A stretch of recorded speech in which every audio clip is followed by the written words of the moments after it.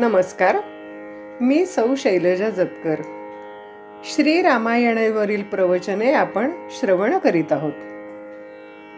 आज प्रवचनाचा 10वा आणि सांगतेचा दिवस. त्यातील हा भाग पहिला. आपदामपहर्तारं दातारं सर्वसंपदा लोकाभिरामं श्रीरामं भूयो भूयो नमाम्यहं. राजाधिराज प्रभु रामचंद्र महाराज की जय. अयोध्यावासी राम नमो, गोकुलवासी कृष्ण नमो. अयोध्यावासी राम नमो, गोकुलवासी कृष्ण नमो. कौसल्यासुत राम नमो, देवकी नंदन कृष्ण नमो. कौसल्यासुत राम नमो, देवकी नंदन कृष्ण नमो. सीता वल्लभ राम नमो, रुक्मिणी वल्लभ कृष्ण नमो. सीता वल्लभ राम नमो, रुक्मिणी वल्लभ कृष्ण नमो. दंडक वनचर राम नमो, वृंदावनचर कृष्ण नमो. दंडक वनचर राम नमो, वृंदावनचर कृष्ण नमो. खरदूषण हर राम नमो, कालिया मर्दन कृष्ण नमो. खरदूषण हर राम नमो, कालिया मर्दन कृष्ण नमो. रावण पातक राम नमो, कंस ध्वसक कृष्ण नमो. रावण पातक राम नमो, कंस ध्वंसक कृष्ण नमो. हनुमंत सेवित राम नमो, अर्जुन पूजित कृष्ण नमो. हनुमंत सेवित राम नमो, अर्जुन पूजित कृष्ण नमो. चाप बाणधर राम नमो, शंख चक्रधर कृष्ण नमो. चाप बाणधर राम नमो, शंख चक्रधर कृष्ण नमो. धर्म संस्थापक राम नमो, भूभार हरण कृष्ण नमो. धर्म संस्थापक कृष्ण नमो, भूभार हरण कृष्ण नमो. अगणित गुणगण राम नमो, अनुपम सुंदर कृष्ण नमो. अगणित गुणिगण राम नमो, अनुपम सुंदर कृष्ण नमो. अखिल चराचर राम नमो, आनंदामृत कृष्ण नमो. अखिल चराचर राम नमो, आनंदामृत कृष्ण नमो. जय जय जय जय राम नमो, जय जय जय जय कृष्ण नमो. जय जय जय जय राम नमो, जय जय जय जय कृष्ण नमो. राम नमो कृष्ण नमो, राम नमो कृष्ण नमो, राम नमो कृष्ण नमो. श्रीराम जय राम जय जय राम. या पूर्वीच्या भागात आपण श्रोते हो बघितलं, महाकाय वृक्षच किंवा वृषभ अशी विशेषणं ज्या रावणाला लावता येतील असा रावण त्याच्याशी समोरासमोर युद्ध करण्याचा प्रसंग येऊन ठेपला. अगस्त्य मुनींनी श्रीरामांना 3 वेळा आदित्य हृदय स्तोत्र जपण्यास सांगितले. श्रीरामांनी ते श्रद्धापूर्वक हृदयात धारण केले आणि उत्साहपूर्वक युद्धाला सिद्ध झाले. हे स्तोत्र विजय प्राप्त करून देणारे, संकट भय दूर करणारे, नेत्रविकार दूर करणारे असे आहे. वाल्मिकी रामायणाच्या युद्धकांडातील 105व्या सर्गात 4 ते 26 श्लोकात हे आदित्य स्तोत्र आलेले आहे. सर्वांनी श्रद्धायुक्त अंतःकरणाने या स्तोत्राचे नित्य पठण करावे. हे स्तोत्र 3 वेळा जपले असता युद्धामध्ये पुरुषाला विजय प्राप्त होतो. रावणाशी युद्ध करायला श्रीराम एकटेच सज्ज झाले. रथावर आरूढ होऊन रावण रणांगणात शिरला तेव्हा त्याला अनेक अशुभ चिन्हे दिसली. श्रीरामांनी रावणाला हतप्रभ केले. ते भयंकर युद्ध चालू असता चमत्कार झाला. वानर राक्षसांच्या सैन्यातील सर्वजण विस्मयचकित होऊन स्तब्ध झाले. द्वंद्व युद्धातील गदा, मुसळे, परीघ यांचे प्रचंड ध्वनी यामुळे सप्तसागरही प्रक्षुब्ध झाले. तो अनुपम संग्राम पाहून गंधर्व अप्सरा म्हणू लागले की आकाशाला समुद्राची आणि समुद्रालाही आकाशाची उपमा देता येईल. पण राम रावणांचे हे युद्ध अनुपमेय. अखेरीस श्रीरामांचा सारथी मातली याने त्यांना पैता महास्त्राचा उपयोग करायला सांगितले. वानरांना आनंद देणारा आणि राक्षसांचे धैर्य खचवणारा असा तो अमोघ बाण श्रीरामांनी अभिमंत्रित करून सोडला. तो थेट रावणाचे वक्षस्थल भेदून गेला. त्याचे हृदय विदीर्ण झाले. रावणाने धारातीर्थी देह ठेवला. दिशा स्वच्छ झाल्या. आकाश निर्मळ झाले. सूर्याची प्रभा स्थिर झाली. भूमीचे कंपन थांबले. भूवरी रावणवध झाला. राम राम राम राम राम नाम तारकम राम राम राम राम राम नाम तारकम रामकृष्ण वासुदेव भक्ति मुक्तिदायकम रामकृष्ण वासुदेव भक्ति मुक्तिदायकम राम राम राम राम राम नाम तारकम रामकृष्ण वासुदेव भक्ति मुक्तिदायकम रामकृष्ण वासुदेव भक्ति मुक्तिदायकम जानकी मनोहरम सर्वलोकनायकम जानकी मनोहरम सर्वलोकनायकम शंकरादिसेव्यमान पुण्यनाम कीर्तनम शंकरादिसेव्यमान पुण्यनाम कीर्तनम राम राम राम राम राम नाम तारकम रामकृष्ण वासुदेव भक्ति मुक्तिदायकम राम राम राम राम राम नाम तारकम रामकृष्ण वासुदेव भक्ति मुक्तिदायकम वीरशूरवन्दितं रावणादिनाशकं वीरशूरवन्दितं रावणादिनाशकम् आञ्जनेय जीवनाम राजमन्त्ररूपकम् आञ्जनेय जीवनाम राजमन्त्ररूपकम् राम राम राम राम राम नाम तारकं रामकृष्ण वासुदेव भक्ति मुक्तिदायकं राम राम राम राम राम नाम तारकं रामकृष्ण वासुदेव भक्ति मुक्तिदायकं जानकी मनोहरं सर्वलोकनायकं शंकरादिसेव्यमान पुण्यनाम कीर्तनं राम राम राम राम राम नाम तारकं रामकृष्ण वासुदेव भक्ति मुक्तिदायकं वीरशूरवन्दितं रावणादिनाशकम् आञ्जनेय जीवनाम राम नाम रूपकं राम राम राम राम राम नाम तारकं रामकृष्ण वासुदेव भक्ति मुक्तिदायकं राम राम राम राम राम नाम तारकं रामकृष्ण वासुदेव भक्ति मुक्तिदायकं राम राम राम राम राम नाम तारकं रामकृष्ण वासुदेव भक्ति मुक्तिदायकं भक्ति मुक्तिदायकं भक्ति मुक्तिदायकं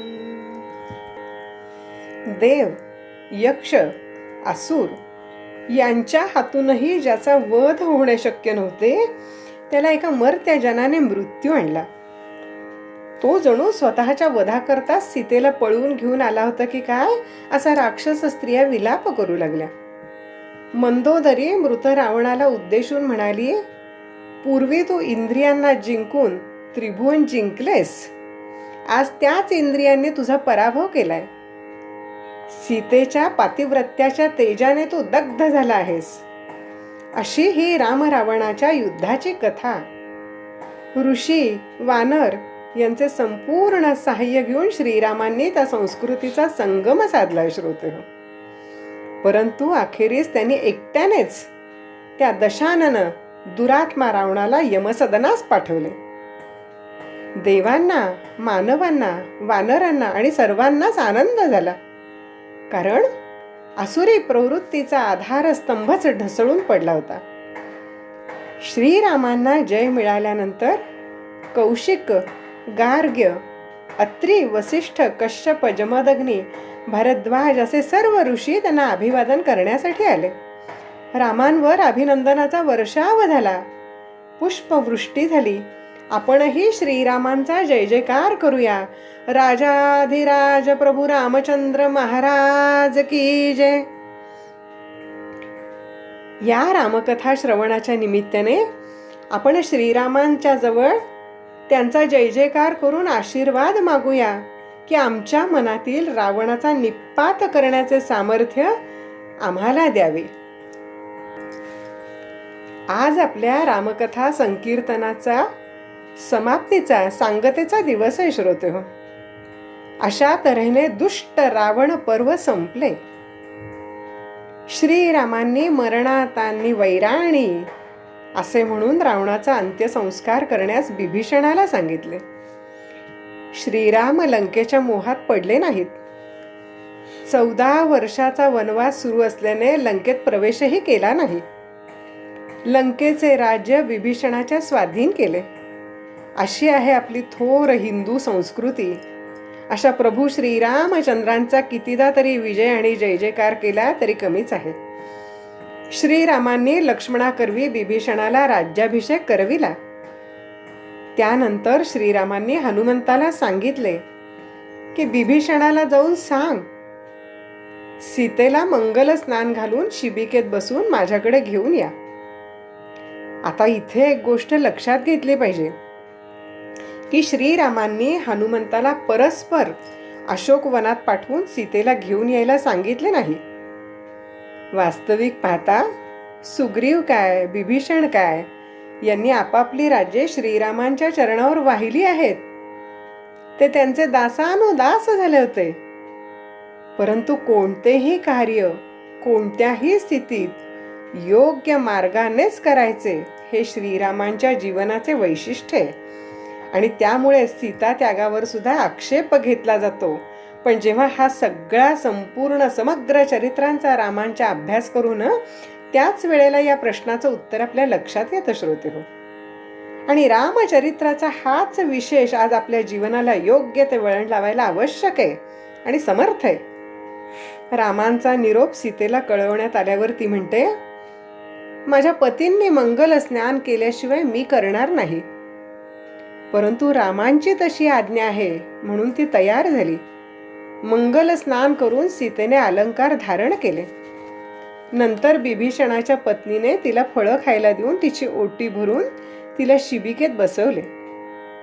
सीतेची शिबिका येते आहे असे पाहून तिला पाहण्यासाठी वानरगणांनी मार्गावर खूपच गर्दी केली. शिबिका पुढे येण्यास अडचण होत आहे असे पाहून बिभीषणाने आपल्या राजदंडाने गर्दी हटवण्यास सुरुवात केली. हे पाहून रामचंद्र म्हणाले, ज्या वानरांच्या साह्याने मी एवढे मोठे युद्ध जिंकले त्यांना असा त्रास झालेला मला आवडणार नाही. सेनापतीने सैनिकांबद्दल कशी भावना ठेवावी याचे हे उत्तम उदाहरण आहे. पुढे राम म्हणाले, जिच्यासाठी त्यांनी जीवावर उदार होऊन हे युद्ध जिंकले ती सीता कशी आहे हे पाहण्यासाठी हे वानर उत्सुक असणे स्वाभाविक आहे. तेव्हा शिबिकेतून उतरून सीतेला चालतच माझ्याकडे येऊ द्यावे, म्हणजे हे वानरगण तिला पाहू शकतील. सीता मंद पावले टाकीत रामचंद्रांच्या समोर येऊन उभी राहिली. डोळ्यात आनंदाश्रूंनी गर्दी केल्याने रूपाचे दर्शन घडेना. सीतेला वाटले आपण स्वप्नात तर नाहीत ना. रामांचाही चेहरा उजळून निघाला होता. क्षणमात्र दृष्टीभेट झाली आणि रामांच्या मुखावरचा आनंद मावळला. गंभीर भाव नेत्रात जमा झाले आणि मुखातून उद्गार बाहेर पडले. सीते, तुझ्या रूपाने रावणाने रघुकुलाची कीर्ती चोरून नेली होती. तुला मुक्त करून मी ती परत मिळवली आहे. आता तू कुठेही जाऊ शकतेस. तुझी तू मुक्त्यार आहेस. तप्त तैल बिंदूप्रमाणे रामांचे शब्द सीतेचे कर्ण संपुटे जाळीत गेले. आनंदाने न्हालेली तिची मुखश्री म्लान आणि कठोर झाली. शोक संताप आवरून रुद्ध कंठाने ती म्हणाली, राम सीतेशिवाय जगू शकतो, पण सीता रामा वाचून जगू शकत नाही. यापुढचा भाग आपण पुढच्या भागात पाहूया. तोपर्यंत श्रीराम समर्थ. श्री रामायणावरील प्रवचने आपण श्रवण करीत आहोत. दिवस 10वा, भाग 2. सीता म्हणते, राम सीतेशिवाय जगू शकतो, पण सीता रामा वाचून जगू शकत नाही. नंतर तिने लक्ष्मणाकडे वळून, काष्ठे आणून चिता सिद्ध करा, मला अग्नी प्रवेश करावयाचा आहे असे सांगितले. लक्ष्मणाने अनुमती करता रामांकडे पाहिले. रामांनी मूक संमती दिली. अग्नी प्रदीप्त झाला आणि सीतेने त्या भडकत्या ज्वालेत प्रवेश केला. अग्नी नारायणाने सीतेच्या पावित्र्याची ग्वाही देऊन तिला रामांच्या स्वाधीन केले. या ठिकाणी तिने अत्यंत कठोर तप केले असा याचा अर्थ होतो. श्रोतेहो, लोकोपवादाला भिवून रामचंद्रांनी सर्वांसमक्ष सीतेला अग्निदिव्य करायला लावले. यानंतर राम बिभीषणाला म्हणाले, बिभीषणा, आता मला शक्य तितक्या लवकर अयोध्येला जाता येईल असे काहीतरी साधन दे. बिभीषणाने रामांना पुष्पक विमान दिले. त्या पुष्पक विमानात बसून राम, लक्ष्मण, सीता निघाले असता बिभीषण म्हणाला, रामा, आपला राज्याभिषेक आम्हालाही पाहायचा आहे. आपल्या मातेचे दर्शन घ्यायचे आहे. म्हणून मग विभीषण, राजपत्नी, सुग्रीवादी वानरगण सगळीच मंडळी अयोध्येला जायला निघाली. अयोध्येला परत जातेवेळी 1 दिवस माझ्या आश्रमात विश्रांती करता थांब असे भरद्वाज ऋषींनी रामाला वनवासात जातेवेळी सांगितले होते. त्याप्रमाणे राम त्यांच्या आश्रमात उतरले आहेत. उतरताच त्यांनी हनुमंताला जवळ बोलून एक अत्यंत नाजूक आणि अवघड कामगिरी त्याच्यावर सोपवली. कारण बुद्धिमत्तेबरोबरच चाणाक्षपणा आणि दूरदर्शित्वाचीही गरज होती. आणि या कामासाठी तोच एक योग्य पुरुष आहे याची खात्री रामचंद्रांना अनुभवावरून पटली होती. रामचंद्रांनी हनुमंताला नंदीग्रामला पाठवले. त्यांनी भरताला वचन दिले होते, 14 वर्षे पूर्ण होऊन 15व्या वर्षाचा उगवलेला सूर्य अस्तास जाण्यापूर्वी त्याला दर्शन देण्याचे रामचंद्रांनी कबूल केले होते. नाहीतर त्यांचा प्रिय बंधू भरत देहत्याग करणार होता. राम म्हणाले, हनुमंता, भरताला जाऊन सांग की मी परत येत आहे. मात्र हे लक्षात ठेव की तू सांगत असताना त्याच्या चेहऱ्यावर किंचितही विषाद, अगर नापसंती दिसली तर मला येऊन सांग. म्हणजे मग अयोध्येला जाण्याचे काही कारणच उरणार नाही. मी असाच परत वनात निघून जाईन. भरताच्या चेहऱ्याचे नीट निरीक्षण कर. कुठेही यत्किंचित जरी शंका आली तर मला येऊन सांग. राम स्वतः वचननिष्ठ आहेत. कर्तव्य पालनात त्यांनी कधीही कसूर केलेली नाही. पण मग भरताबद्दल त्यांना असे का बरं वाटले असा सहज प्रश्न आपल्या मनात येऊ शकतो. त्याचे कारण, भरत तरुण आहे. त्याने 14 वर्षे राजलक्ष्मीचा सहवास पाहिला आहे. न जाणो त्याच्या मनात लोभ उत्पन्न झाला असेल तर आपण जाऊन ते राज्य मागू नये हेच उत्तम. या ठिकाणी रामांनी मनुष्य स्वभावाचे सम्यक ज्ञान त्यांना होते हे दाखवून दिलेले. यालाच राम म्हणतात. इतकी निर्लेप वृत्ती अंगी येण्याकरता खरा राम कळला पाहिजे. आज सत्तास्थानाला चिकटून बसण्यासाठी चाललेली वृद्ध नेत्यांची धडपड पाहिली तर रामचरित्राचे महत्व अधिकच पटते. रामचंद्रांचा निरोप घेऊन हनुमान नंदीग्रामाला आला. तो भरताने खरोखरच चिता पेटवून ठेवली होती. अत्यंत कृश झालेला, वल्कले धारण केलेला आणि जटा धारण केलेला भरत आपल्या पर्णकुटीत मृगाजिनावर पद्मासन घालून बसला होता. हृदयात राममूर्तीचे अखंड चिंतन सुरू होतं. हनुमंत दूर उभारून हे सगळं पाहत होता.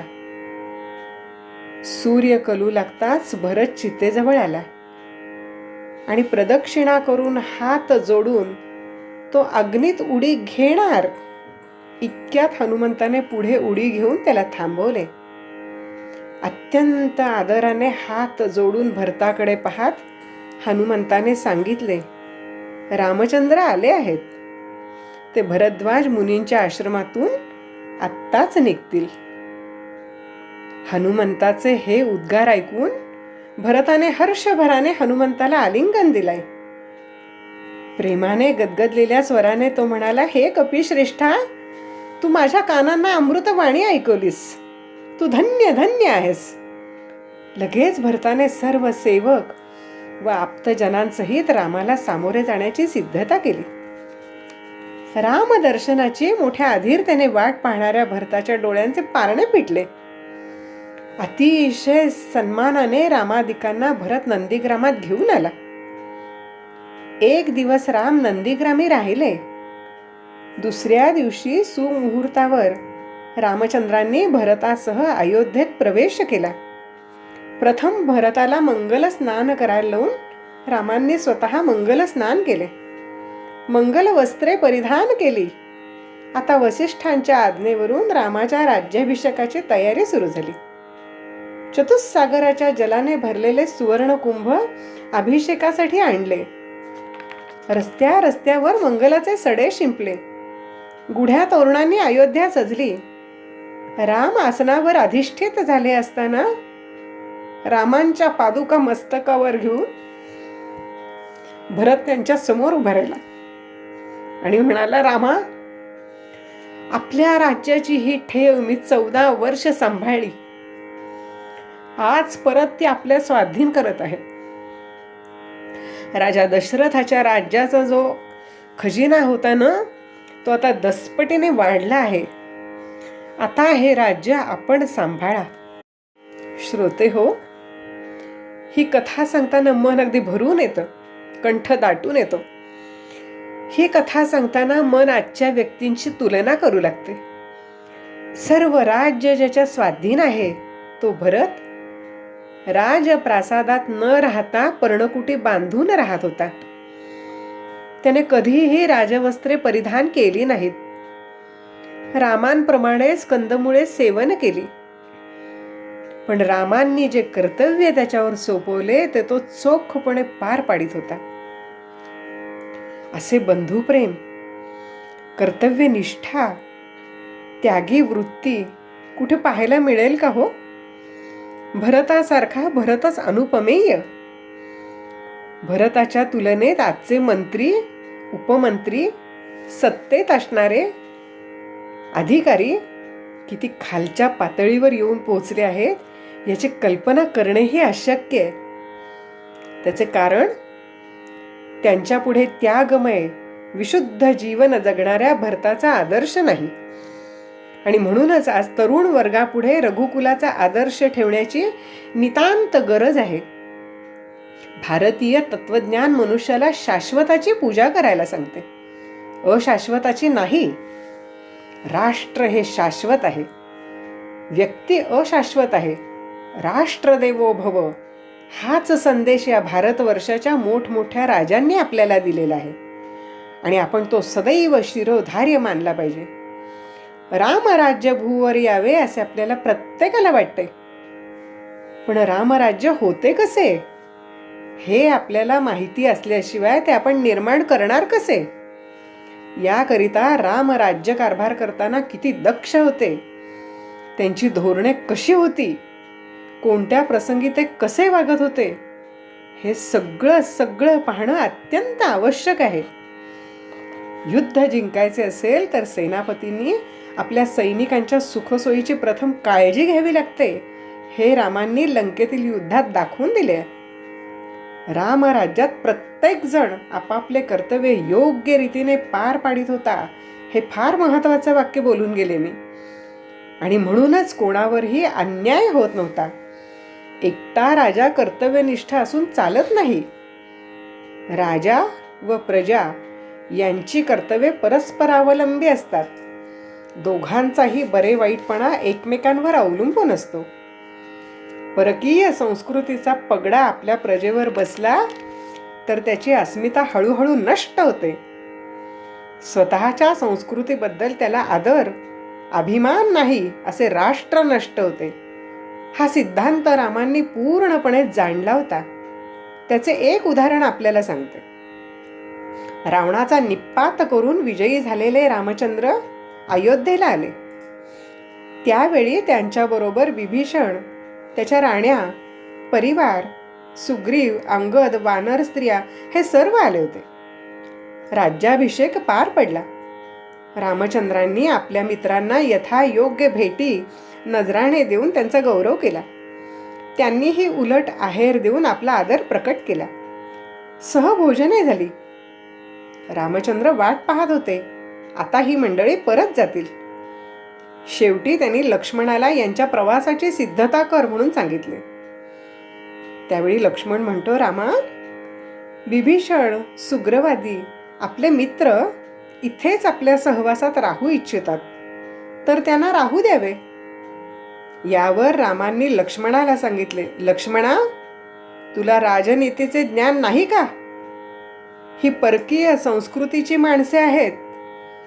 त्यांच्या संस्कृतीबद्दल अयोध्यावासियांच्या मनात आकर्षण निर्माण झाले तर ते योग्य नाही. आता हे जितक्या लवकर इथून जातील तेवढे बरे. राज्यारोहणानंतरची उल्लेखनीय घटना म्हणजे नगरवासी रजकाकडून म्हणजे धोब्याकडून स्वतःच्या पत्नीबद्दल, सीतेच्या पावित्र्याबद्दल संशय व्यक्त केल्यावरून सीतेचा त्याग. राजा दशरथाने राज्याभिषेकाच्या आदल्याच दिवशी रामाला सांगितले होते, रामा, प्रजानुरंजन हेच राजाचे कर्तव्य आणि प्रजेखेरीज त्याच्या जीवनात दुसरी नाती नसतात. हा संस्कार किती प्रबळ आहे पहा. सीतेच्या पावित्र्याबद्दल शंका घेणाऱ्या माणसाला शिक्षा करावी म्हणजे आपोआप हे सर्व बंद होईल असे लक्ष्मण म्हणतो. पण रामचंद्र म्हणतात, अरे, प्रजेवर जुलूम करून तिला आपल्याविषयी आदर वाटेल ही कल्पनाच चुकीची आहे. हे उद्गार जर आजच्या राज्यकर्त्यांनी आपल्या मनावर कोरून ठेवले तर विरोधकांनी टीका केली तरी त्यांना संताप येणार नाही. म्हणून रामायणाचा अभ्यास करायचा आहे, राजा रामाला जाणून घ्यायचे आणि आपल्या हृदयामध्ये ठसवायचे. रामांनी जानकीचा त्याग केल्यावर त्यांना कधीही सुखाचा वास लाभला नाही. त्यांनी सुखशय्येवर शयन करणे सोडून दिले. ते एकभुक्त राहू लागले. त्यांनी पुन्हा विवाह केला नाही. सीता गर्भवती आहे हे रामचंद्रांना माहीत होते. आपल्या संततीविषयीची माया त्यांना उरात साठवावी लागली. निर्मम व्हावे लागले. अत्यंत त्यागमय जीवन ते जगले आहेत. प्रजानुरंजनासाठी श्रीरामांना काळजी करायची आहे ती राष्ट्राची, व्यक्तिगत प्रपंचाची नव्हे. राजा म्हणून लोकोपवादाकडे ध्यान देऊन प्रजेला संतुष्ट करण्यासाठी त्यांनी निर्दोष आणि गर्भवती सीतेचा त्याग केला. राजाला व्यक्तिगत आयुष्य नसते हेच खरे. या मर्यादा पुरुषोत्तम रामचंद्रांना आणि त्यांना समजून घेणाऱ्या महान सीतामाईला साष्टांग दंडवत. लक्ष्मणाची इच्छा नसतानाही मोठ्या भावाची आज्ञा प्रमाण मानून सीतेला वनात सोडायला जाणे त्याला भाग पडले. वाल्मिकी ऋषींचा आश्रम जवळ आल्यावर लक्ष्मणाने तिला सर्व गोष्टी सांगितल्या. सीतेला सर्व गोष्टी समजल्या. निर्दोष असूनही आपला त्याग केला गेला आहे. अनपेक्षित घटना घडूनही तिने रामांना दोष दिला नाही. उलट लक्ष्मणाजवळ संदेश दिला. आपण जसे आपल्या भावंडांशी वागता तसाच व्यवहार नागरिकांशी ठेवा. त्यांच्याशी धर्मानुकूल आचरण ठेवणे हाच आपला परमधर्म आहे. आणि सीता लक्ष्मणाला सांगते, लक्ष्मणा, तू शांत चित्ताने परत जा. मी माझ्या जीवनाचा शेवट यावेळी करणार नाही, कारण माझ्या उदरात रघुकुलाचा अंश आहे. त्याचे रक्षण करणे माझे कर्तव्य आहे. लक्ष्मण तिला प्रणाम करून शोकाकुल अवस्थेतच परत आला. पतिव्रता सीताही वनात अश्रू ढाळू लागली. ते ऐकून वाल्मिकी ऋषी तिला आपल्या आश्रमात घेऊन गेले. सीता ऋषी पत्नींबरोबर तिथे राहू लागली. या पुढचा भाग आपण पुढच्या भागात पाहूया. तोपर्यंत श्रीराम समर्थ. श्री रामायणावरील प्रवचने, दिवस 10, भाग 3. शोकाकुल अवस्थेतील सीता. वाल्मिकी आश्रमात तिला वाल्मिकी ऋषी घेऊन गेले. सीता ऋषी पत्नींबरोबर तिथे राहू लागली हे आपण पाहिलं. सीतेने यथावकाश लव कुश या 2 जुळ्या पुत्रांना जन्म दिला. अर्थातच हे वीर पुत्र होते. सीतेने त्यांच्यावर उत्तम संस्कार केले. वनात राहूनही ते शस्त्र संपन्न झाले. 12 वर्षांनी अश्वमेध यज्ञाच्या वेळी कुशलवांनी केलेल्या रामायण गायनाने रामचंद्र प्रसन्न झाले. वाल्मिकींनी आपल्याबरोबर सीतेलाही आणले होते. रामचरित्र गायनाच्या शेवटच्या दिवशी वाल्मिकी कुशलवांबरोबर दरबारात आले. त्यांच्या मागोमाग सर्वांगावर भगवी वस्त्र धारण केलेली सीता आली होती. वाल्मिकींनी रामांना सांगितले, रामा, ही तुझी मुले आणि माझ्या मागून काशाय वस्त्र परिधान केलेली ही तुझी पत्नी सीता. हिचा तू स्वीकार करावास. सीतेने अवगुंठन बाजूला करून रामचंद्रांकडे बघितले. त्यांच्या नजरेत कठोर गांभीर्याखेरीज दुसरा कोणताच भाव दिसेना. तिने मान बाजूला करून डोळे मिटून घेतले. वाल्मिकी ऋषी रामाला म्हणाले, रामा, तुझी पत्नी जानकी ही अत्यंत शुद्ध आणि पवित्र आहे. न्यायाच्या तराजूत एका बाजूला हिचे विशुद्ध चारित्र्य घातले आणि दुसऱ्या पारड्यात माझी जीवनभराची तपस्या घातली तरी हिचेच पारडे जड होईल. एवढा मोठा निर्वाळा साक्षात वाल्मिकी ऋषी रामाला देतायत, पण तरी सुद्धा एक न्यायनिष्ठूर राजा, प्रजानुरंजन हेच ज्याचे जीवन ध्येय आहे असा राजा प्रजेने मान्यता दिल्याशिवाय पत्नीचा स्वीकार करायला तयार नाही. असा हा आदर्श राजा आणि त्याची आदर्श राणी जानकी आहे. राम वसिष्ठांना म्हणतात, सीतेने पुन्हा एकदा शपथ घ्यावी. हे शब्द सीतेचे हृदय कापीत गेले. भारतीय स्त्रीचे शील हेच तिचे जीवन आहे. त्याच्यासाठीच ती जगते आणि त्यासाठीच ती मरते. सीतेने पुन्हा शपथ घ्यावी असे रामांनी म्हणताच सीतेच्या मनात आले असेल, मी दिव्य तरी किती वेळा करायचे. लंकेत जनमनाची खात्री पटावी म्हणून मी दिव्य केले. इथल्या नागरिकांना माहिती नाही म्हणून त्यांची खात्री पटवण्यासाठी आज मी इथे दिव्य करावे. पुन्हा माझ्या जीवनात दुसऱ्या ठिकाणी जाण्याचा प्रसंग आला तर तिथेही माझ्या पावित्र्याची ग्वाही देण्यासाठी मला दिव्य करावे लागणार नाही कशावरून.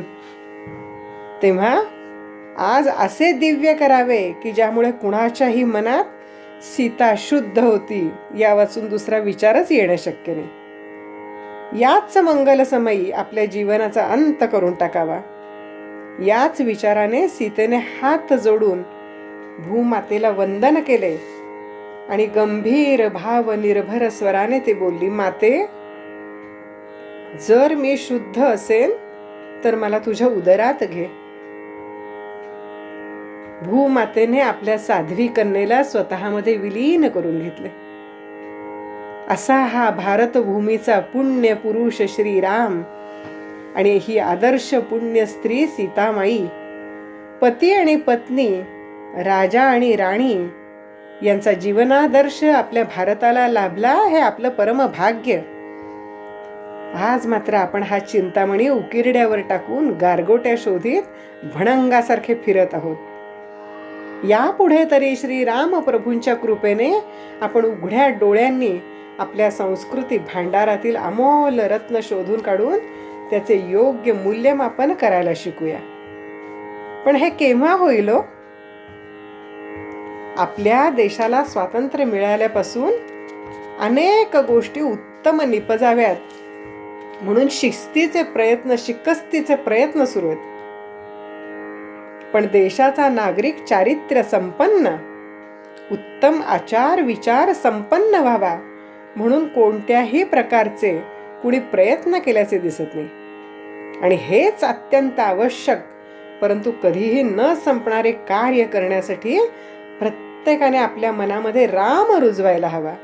रामायणाचा अभ्यास करून राजा रामांचे आदर्श जीवन समजून घेऊन ते आपल्यामध्ये कसे येईल याचा प्रयत्न करायला हवा.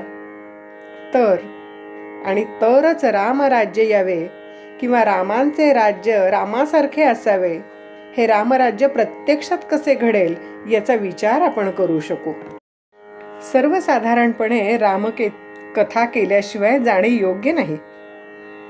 रामकथेमध्ये भावनिक आध्यात्मिक संबंध आहे. प्रभू रामचंद्रांचा जन्म होताना राजा दशरथाला स्वप्न पडले की ऋषीमुनी येत आहेत, सगळीकडे आनंदी आनंद आहे, तो दानाचं महत्पुण्य करतो आहे. रामकथेचे महत्व हनुमंताचं आगमन झाल्यावर सुरू होतं. हनुमंत शक्ती बुद्धी युक्तीने युक्त आहे. सीतामाईला रावणाने कपटाने पळवून नेले. त्यानंतरच हनुमंताचे कार्य सुरू होते. सीता शक्ती आहे. कीलकम याचा अर्थ छोटा खिळा किंवा सूत्र. सूत्र काय तर श्रीमद हनुमान कीलकम. हा खजिना उघडल्यासारखं होईल. सीता शक्ती, हनुमान युक्ती. सीतेच्या शोधार्थ वानर समुद्रकिनारी आलेले आहेत. गिधाडांची दृष्टी खूप सूक्ष्म असते. त्याने सीतामाईंचे वर्णन सांगितले. परंतु जो समुद्र लंघून जाऊ शकेल, पण बुद्धिमान शक्तिमान कोण असेल ते पहा, असे म्हणून तो उडून गेला. तुझ्या कार्याची ओळख करून देईपर्यंत तुला विस्मरण होईल, असा ऋषींचा शाप हनुमंताला मिळालेला होता. तरुण जो जाईल सिंधू महान, असा हा एकच श्री हनुमान. शक्तीचं काम होतच, परंतु अनेक परीक्षा घेतल्या जाणार होत्या. तो मैनाक पर्वतावर गेला. सुरसा ही शक्ती आली. मगर सूक्ष्म रूप ते घेऊन तिच्या तोंडातून हनुमान सही सलामत बाहेर आला. प्रशंसा रूपाने राक्षसीण येते आणि आपला मार्ग हरवून जातो, हा त्यामागचा अर्थ आहे. राहूची आई सिंहिका हा अडथळा दूर केला. रामाचं कार्य हे बुद्धी वापरली तरच होईल. लंकेच्या द्वाराशी राक्षसीण तिला एका बुक्कीत बेशुद्ध केले. वाईट लोकांसाठी काम करतेस असे म्हणून तिला पुन्हा शुद्धीवरही आणलेले.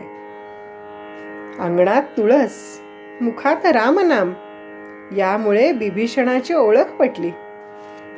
हनुमंत त्याला म्हणाले, तू इथे कसा राहतोस? तर बिभीषण म्हणतो, 32 दातांच्या मध्ये जीभ राहते ना. शरीराचे साधर्म्य महत्वाचे नसून वृत्तीचे साधर्म्य महत्वाचे, हे या कथेतून आपल्या लक्षात आलं. हनुमंत म्हणाला, मी सांगेन तेव्हा तू प्रभू रामांकडे ये. हनुमंत विचार करतोय, आपण सेवक आहोत, तेव्हा प्रभू रामांची आज्ञा आपल्याला फक्त सीतेच्या शोधाची आहे. सीता रावणाला म्हणते, तू पौर्णिमेचा चंद्र आणि राम अमावस्येचा चंद्र आहेत, म्हणजेच कलेकलेने तू कमी तर रामचंद्र कलेकलेने वाढणारा चंद्र. मी एक कळी आहे, तिला उमलायला सूर्याचंच तेज लागतं, काजव्याचं पुरेसं पडत नाही. उर्वशीचा शाप रावणाला आहे. मनाविरुद्ध एखाद्या स्त्रीला त्रास दिलास तर तुझ्या डोक्याचे तुकडे तुकडे होतील. त्यामुळे सीता निश्चिंत आहे. कौसल्या सुत राम तुला मारेल असा निरोप नारद मुनी रावणाला सांगतात. हनुमंत अशोक वनातील सीतेच्या हातात मुद्रिका टाकतो. सीतेने ती मुद्रिका ओळखली. सीता हनुमंताला एकदम वत्सा म्हणून श्रीरामांचे कुशल विचारते. सीतामाई शक्ती स्वरूपिणी आहे. वत्सा म्हणल्याबरोबर हनुमानाला मूलपणाची जाणीव झाली आणि तो म्हणाला, आई भूक लागलीये ग. रावणाच्या अहंकारामुळे रामायण घडले. ईश्वराचं नाव हे वाणीचं वस्त्र आहे आणि तेच रावण आपल्या पराक्रमाच्या गोष्टी सांगताना विसरला. सचेतन गोष्टींवर अचेतन गोष्टींची फुंकर घालावी लागते, तर अग्नी प्रज्वलित होतो. श्री समर्थांनी सुंदरकांड आणि युद्धकांड ही 2च काव्ये लिहिली. हनुमंताने लंका जाळली आणि सीतामाई सापडली. सुग्रीवाने सांगितले मोडतोड झाली, त्या अर्थी सीतामाई सापडली. विभीषण रावणाला सोडून त्याला सांगून रामाकडे येतो. सगर पुत्रापासून सगर तो म्हणतो, रामचंद्रा तुम्ही शरण आलेलं मला आवडलं नाही, म्हणून तुम्ही बाण काढेपर्यंत मी प्रकट झालो नाही. रामाचा बाण आता तो परत भात्यात जाणार नाही हे माहिती असल्याने तो म्हणतो, मरुभूमीवर राक्षसाला हा बाण मार. श्रीराम म्हणाले, परंतु या भूमीला मी आशीर्वाद देतो, तुम्हाला कधीही काहीही कमी पडणार नाही आणि हे लोक धर्माला विसरणार नाहीत. श्रोते हो, मरुभूमी म्हणजे मारवाड सेतुबंधनाच्या वेळी उत्तरेच्याच शिला तरतील, कारण त्याला प्रभूचे पाय लागलेत. रामराय म्हणतात, हनुमंता तू एवढा अजस्त्र, मग मला कडेवर का घेत नाहीस? तेव्हा हनुमंत म्हणतात, देवा खांद्यावर घेतल्यावर तुमच्या हातात माझं डोकं राहील, म्हणजे तुमच्याशिवाय ते इकडे तिकडे जायला नको. किती महत्वाचा विचार मांडलाय पहा हनुमंतानी. उगीच नाही म्हणलं बुद्धिमतां वरिष्ठम, दुष्टांची सावली सज्जनांवर पडू नये, ती वेळीच उडवून दिली पाहिजे. सुग्रीव एकदम रावणाबरोबर लढतो. युद्धामध्ये साम दाम दंड भेद वापरून मगच युद्धाला उभे राहिले पाहिजे. म्हणून वाली पुत्र अंगदाला रावणाची समजूत घालण्यासाठी पाठवले. त्याचा अपमान करण्याकरता त्याने आसन दिले नाही रावणाने. शेपटीचे वेटोळे करून रावणाच्या सिंहासनापेक्षा 2 बोटे वरच आपले सिंहासन करून दरबारात तो रावणासमोर बसतो आणि रावणाला अंगद म्हणतो, शेवटचा फिरून विचार कर, भूमीवर तुझं नाव देखील राहणं कठीण. अगदी खरंय बरं श्रोते हो, हे अगदी लहानशी ओळख माझी कीर्तन सेवा करणारी म्हणून. श्रीरामांची कीर्ती म्हणून हा प्रसंग इथे सांगतेय. श्रीराम नवमीला कीर्तनकार कमी पडतात, मला सांगावं लागतं की मी सेवा घेतलेली आहे. अशा 8 ते 10 फोनसाठी मला निरोप द्यावा लागतो. पण आजपर्यंतच्या आयुष्यात लहानपणापासून आणि कीर्तन सेवा करायला लागल्यापासून असं कुणीही म्हणालं नाही हो मला, रावणाच्या पुण्यतिथीचं कीर्तन आहे, या कीर्तनाला. कीर्ती कुणाची राहते? श्रीरामांचं नाव 7,000-7,500 वर्ष होऊन गेली तरी श्रीरामांचा जय जयकार काही थांबत नाही. श्रीराम हेच आपले आराध्य दैवत आहेत आणि त्यांचा अभ्यास आपण केला पाहिजे आणि त्यांच्या चरित्रातून योग्य त्या सगळ्या गोष्टी आपल्याला जितक्या म्हणून आपल्याला आत्मसात करता येतील तितक्या करण्याचा प्रयत्न केला पाहिजे. मी म्हणेन अगदी श्रीरामांचं आदर्श चरित्र त्यातला एक जरी गुण आम्ही घेतला ना तरी आमच्या आयुष्याचं कल्याण होईल, कल्याण होईल. अंगदाच्या पाळण्यावर रावणाला टांगला होता 6 महिने. अंगद म्हणतो, माझा पाय रोवलेला आहे, तो हलवून दाखव. आणि कुणालाही हलत नाही म्हटल्यावर रावण त्याचा पाय हलवायला येतो. एक छोटीशी इथे दंतकथा असेल कदाचित. तेव्हा अंगद म्हणतो, माझे पाय धरण्यापेक्षा रामांचे पाय धर. राम आणि रावणाचे अनुपमेय युद्ध झाले. श्रीरामांचा विजय झाला. राजाधिराज प्रभू रामचंद्र महाराज की जय. प्रमाद हे तमोगुणाचं लक्षण चालता चालता तिरका होऊन पडला तरी त्याचा डोळा लागतो. नुसतं खाणं आणि झोपणं हे तमोगुणाचं लक्षण आहे. रावण तमोगुणी, कुंभकर्ण रजोगुणी, तर बिभीषण सत्वगुणी. तमोगुणी आणि रजोगुणी ही जोडी एकत्र असते, त्याचं सत्वगुणाशी जमत नाही. कुंभकर्णाला युद्धात हनुमंताच्या युक्तीने रामरायांनी पाठ दाखवली आणि कुंभकर्णाचं धूड मरून पडलं. रावण म्हणतो, आमच्यासारख्या तमोगुणी राक्षसाला रामाच्या हातून मृत्यू आला पाहिजे. त्याचा रामांनी उद्धार केला आहे. या पुढचा भाग श्रोते हो आपण पुढच्या भागात पाहूया. तोपर्यंत श्रीराम समर्थ. श्री रामायणावरील प्रवचने आपण श्रवण करीत आहोत श्रोते हो. दिवस 10वा, भाग 4 आणि शेवटचा. आमच्यासारख्या तमोगुणी राक्षसाला रामाच्या हातून मृत्यू आला पाहिजे आणि रामांनी आमचा उद्धार केला पाहिजे असं रावण म्हणतोय. रामांना रथ नाही, शिलखत नाही, पादत्राणं देखील नाहीत. विजय प्राप्त करून देणारा रथ, शौर्य, धैर्य ही रथाची 2 चाके आहेत. सत्वशीलता रथाची ध्वजा, बळ, विवेक, संयम, परहित हे 4 अश्व त्या रथाला आहेत. साम, दाम, यम, नियम हे बाण, विज्ञान हे त्याचे धनुष्य. माझा विजय होणार आहे असा श्रीरामांचा विजय रथ आहे.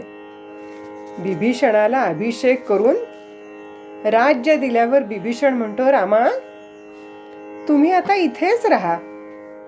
तेव्हा रामराय म्हणतात, जननी जन्मभूमीस्य स्वर्गादपि गरीयसी. हे राष्ट्रीयत्वाला आणि भावबंधाला साजेसं बाणेदार उत्तर आहे श्रोते हो. सप्तसुरांसारखे मनुष्याचे जीवन असावे. कसं ते आपण पाहूया.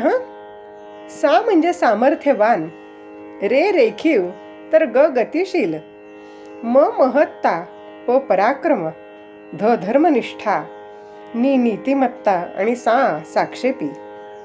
माणसाला जर संत व्हायचं असेल तर वीरभाव धरावा लागतो, वैरभाव नको. वीर व्हायचं असेल तर संत व्हावं लागेल. राम बाण मारून मुक्ती देतो, पण नाम बाण जिवंतपणे मुक्ती देतो. श्रोते हो, 10 दिवस श्रीराम कथा अभ्यासण्याचा मी हा अल्पसा प्रयत्न केला. आपल्या हृदयस्थ श्रीराम आत्मारामाला नमन करून श्रीरामांची आरती करून आपण रामनामातच लीन राहू.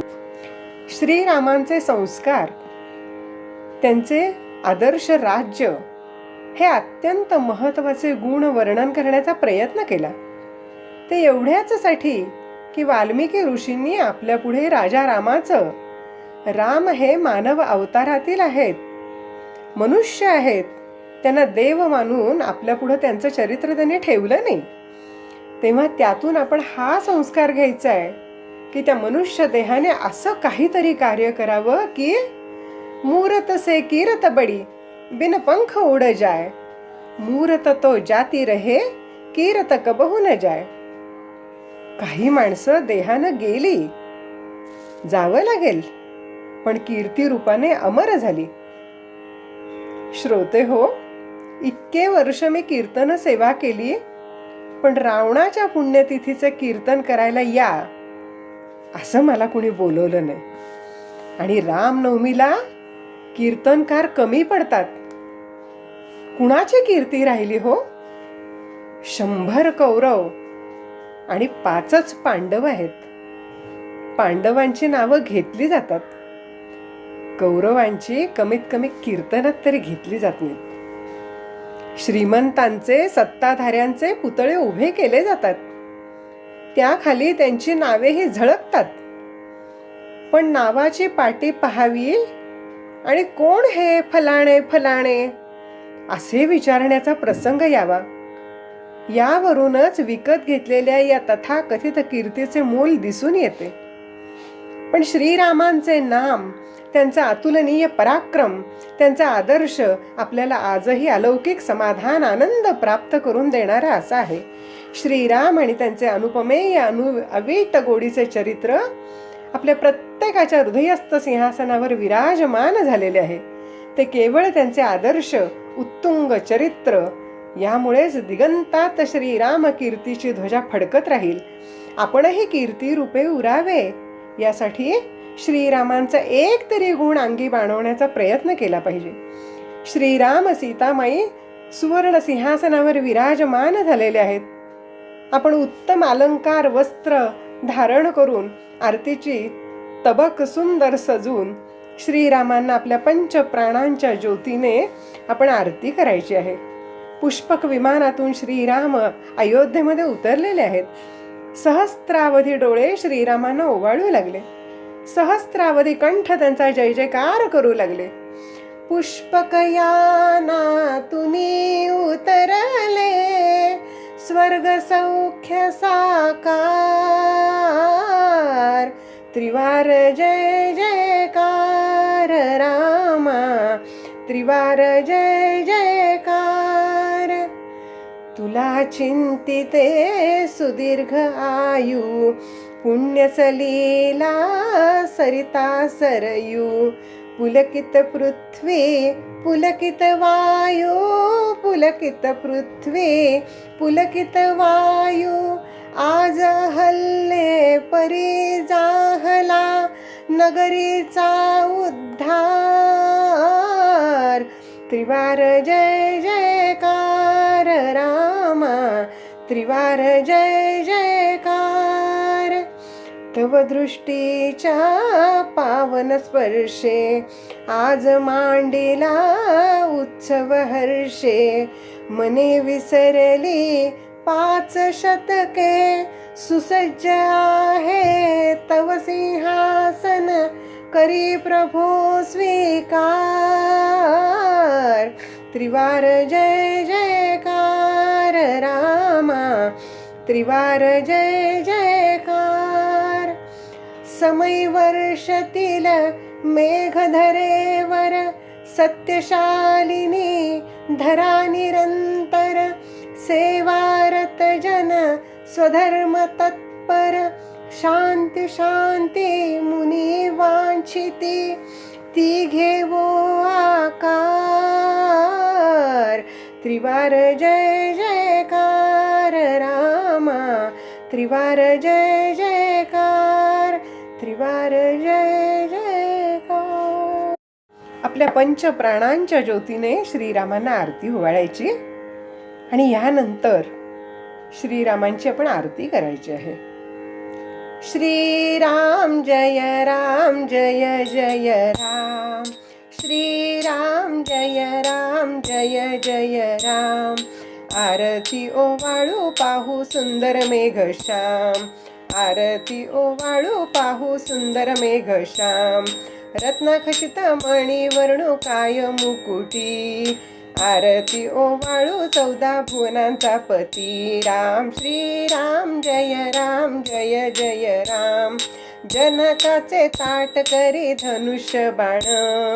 मारुती हा पुढे उभा कर जोडून.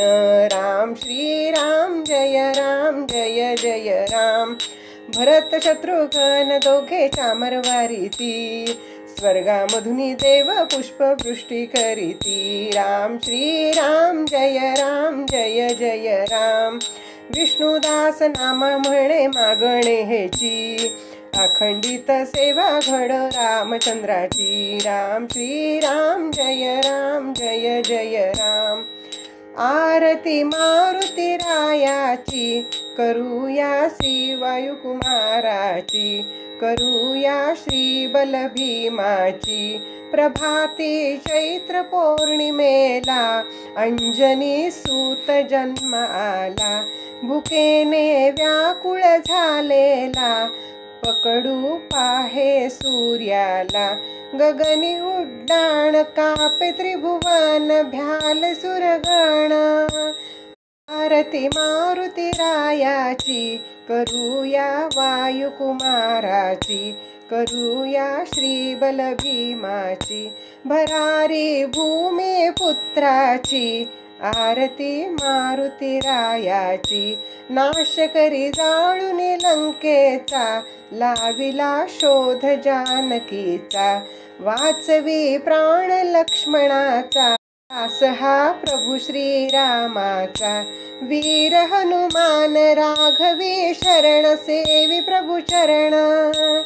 आरती मारुती रायाची, करूया वायुकुमाराची, करूया श्री बलभीमाची, गाऊया गाथा शौर्याची, आरती मारुती रायाची.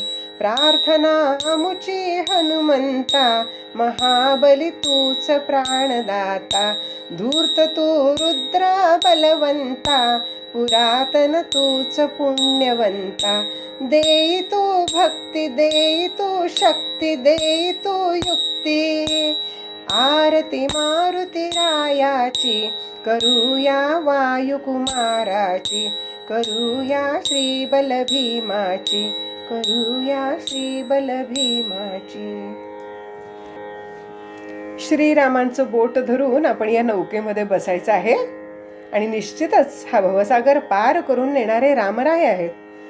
ही राम नाम नौका भवसागरी तराया, ही राम नाम नौका भवसागरी तराया.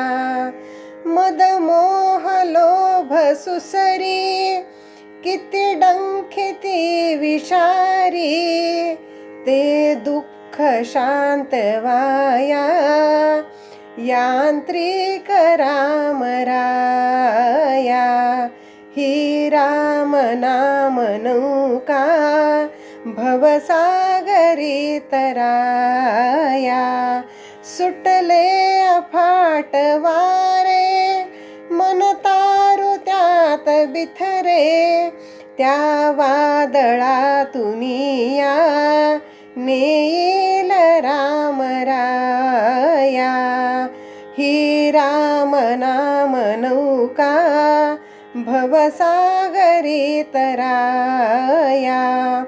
भ्रम भोवऱ्यात अडली, नौका परी न बुडली, धरुनी सुकाणू हाती, बसले तर राम राया. ही राम नाम नौका भवसागरी तराया. आम्ही सर्व ही प्रवासी, जाणार दूर देशी, तो मार्ग दाखवाया, अधिकारी राम राया. ही राम नाम नौका भवसागरी तराया. सच्चिदानंद रामांकडे आपण शील चारित्र्य मागूया आणि त्यांच्याच नामस्मरणामध्ये रत राहूया. हे मातृभूमी प्रिय पावन पुण्यभूमी, हे आर्यभूमी तुझ वंदन धर्मभूमी, सर्वस्व अर्पण असो तुझियाच कामी, व्हावे कृतार्थ करुणी तुझ धन्य आम्ही.